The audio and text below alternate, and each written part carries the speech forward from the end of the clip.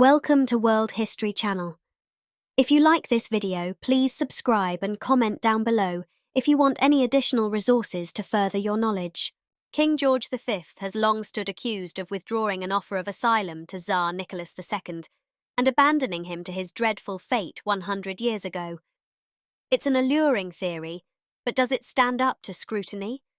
Could the British really have saved the Romanovs? On the night of 16–17 July 1918, in the bare and dingy basement of a house in Ekaterinburg, in the foothills of the Urals, the Bolsheviks brutally murdered the 7 members of Russia's last imperial family. This ignominious end to the Romanovs, a dynasty that had ruled Russia for more than 300 years, was far from being a neat and expeditious execution. There was no trial, no due process of law, no chance of appeal, nor any mercy shown to the 5 innocent children of Russia's former Tsar and Tsarina, Nicholas and Alexandra. Olga, Tatiana, Maria, Anastasia and Alexei were all brutally slaughtered with their parents in an act of revolutionary vengeance that is still chilling today. What makes the murders all the more horrifying is the inefficiency of the squad of Bolshevik guards that carried them out. Nicholas died the quickest, but the rest of his family and the 4 servants who accompanied them to Ekaterinburg all died horribly. Professional marksmen would have completed their gruesome task in seconds, but it took a 20-minute frenzy of shooting, screaming, acrid smoke and fumes, blood and gore before ferocious bayoneting finally finished off those victims still alive. Soon afterward, the 11 corpses were flung into the back of a Fiat truck, taken to the Koptiaki forest, 9 miles outside Ekaterinburg, and they're dumped in a shallow, muddy grave.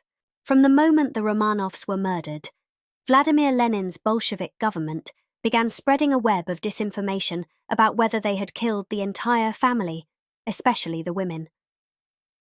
This prompted the rise of a whole mythology surrounding what really happened, as a result of which the true facts were increasingly obscured in a fog of conspiracy theories. People clung to the hope that somehow one or even all of the family might have miraculously survived the bloodbath. But the emergence of Anna Anderson, claiming to be the Tsar's youngest daughter, Anastasia, in Berlin in 1920, served only to divert attention away from burning questions surrounding the circumstances of the murders and, more pointedly, the failure to get the family out of Russia to safety. Exploring those final 18 months and what really went on behind the scenes of the failed initiatives to help the Romanovs, for a new book, it was shocking to see how so much of the supposed evidence was based on hearsay, conjecture, and even blatant misinterpretation of the facts. Most Romanov books have deferred to the same few, unchallenged sources without attempting a systematic analysis of what bona fide efforts there were to save the family. Too often, people have stuck to the knee-jerk response that it was all George V's fault. After all, it's widely believed that the British king offered his relatives asylum in Britain before pulling the plug on the offer. Even now, readers repeatedly ask me, why did George V betray his Romanov cousins?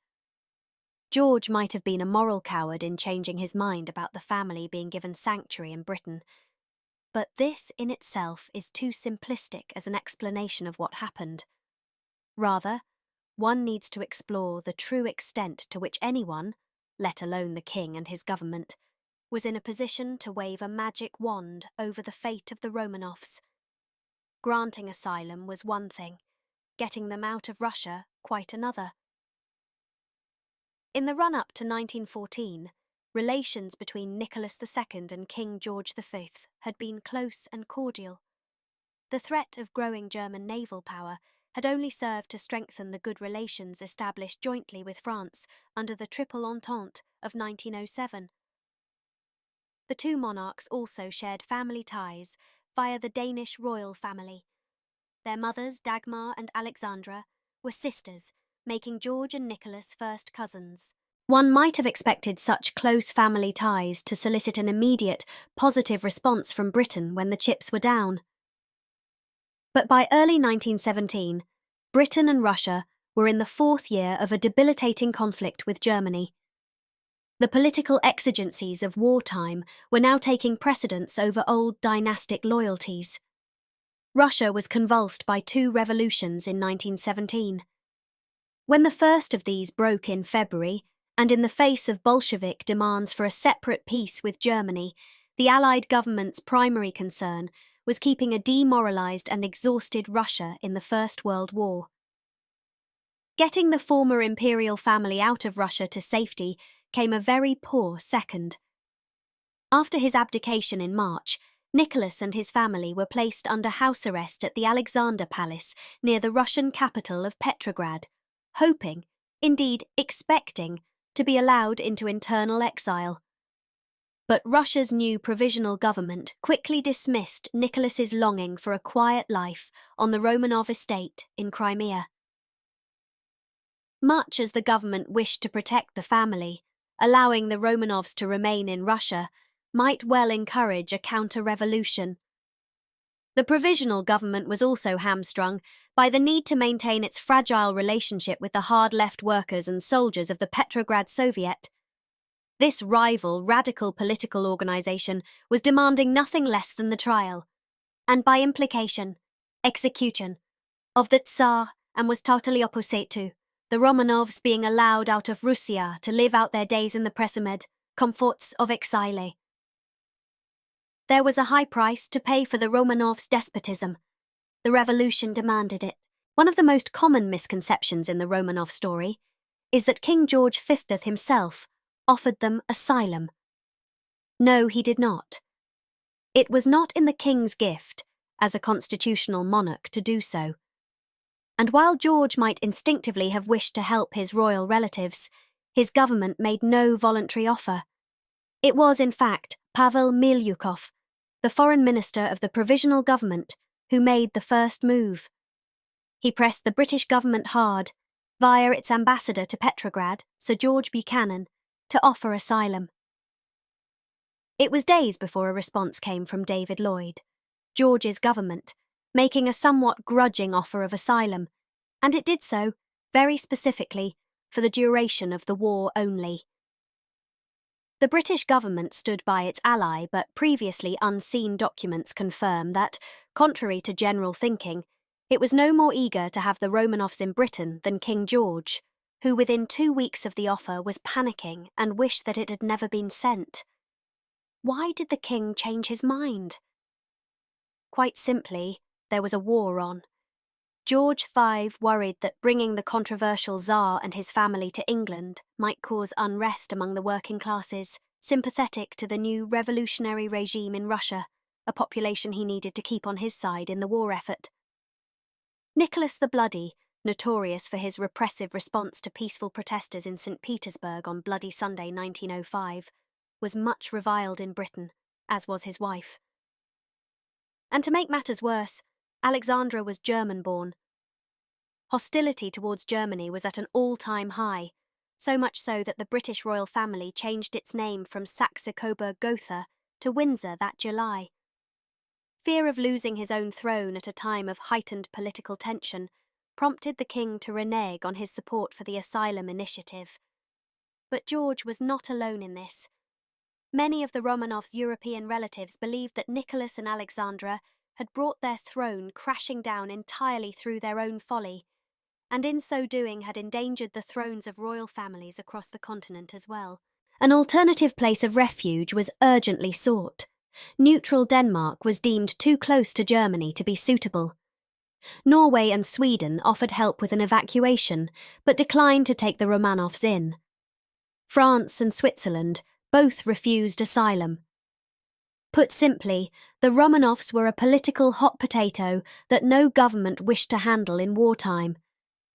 Except perhaps King Alfonso of Spain, who turns out to be one of the unlikely heroes of this tale, the only royal relative who made concerted efforts on behalf of the family from March 1917 right through until after they were murdered in July 1918. Much as we would like to believe otherwise, the fate of the Romanovs was never the most pressing political issue in 1917. Once they were moved to Western Siberia, Tobolsk in August 1917, and then Ekaterinburg in April 1918, they were out of sight and out of mind. This led to a fatal complacency about their safety and the need to get them out of Russia. Meanwhile, rumour and gossip abounded over various Russian monarchist plots to spring the family from captivity and spirit them away.